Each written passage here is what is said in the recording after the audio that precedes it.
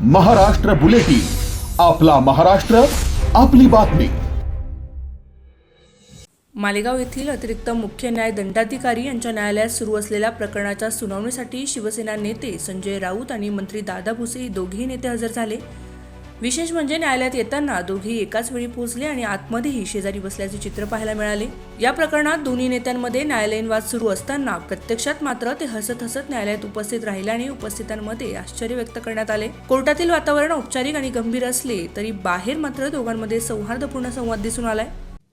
राऊत साहेबांनी याचं सगळं पडताळणी केल्याच्या नंतर त्यांना हे आढळून आलंय की आपण केलेला जो काही आरोप आहे तो चुकीचा आहे, निराखस खोटा आहे। ज्यांनी त्यांना माहिती दिलेली होती, मला अपेक्षित होतं की त्यांनी नाव सुद्धा घ्यायला पाहिजे होतं आणि मग त्यांनी आत्ताच्या घडीला मालेगावच्या शेतकऱ्यांची, नागरिकांची, सभासदांची दिलगिरी माफी मागितलेली आहे आणि म्हणून त्यांच्या तब्येतीचाही विषय आहे। या सर्व गोष्टींचा विचार करून आज हा खटला मागे घेण्यात आलेला आहे।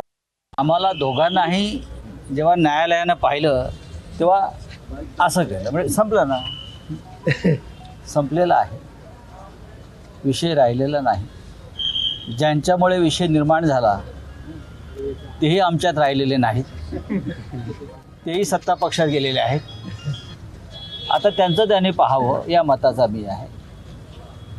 दादा भुसे यांनी अत्यंत ग्रेसफुली हा विषय संपवण्यासाठी सहकार्य केलं। सुनावणीच्या वेळी दोन्ही बाजूंच्या वकिलांनी आपापली मते न्यायालयासमोर मांडली। राजकीय स्तरावर एकमेकांवर टीका टिप्पणी करणारे हे दोन्ही नेते न्यायालयात एकत्र आणि शांतपणे उपस्थित राहिल्याने राजकीय वर्तुळात चर्चांना उधाण आलंय। एकीकडे कायदेशीर लढाई सुरू असतानाही वैयक्तिक पातळीवर मैत्रीपूर्ण वातावरण दिसून आल्याने मालेगाव न्यायालय परिसरात हा प्रसंग चर्चेचा विषय ठरलाय। Bureau report, Maharashtra bulletin, Nashik.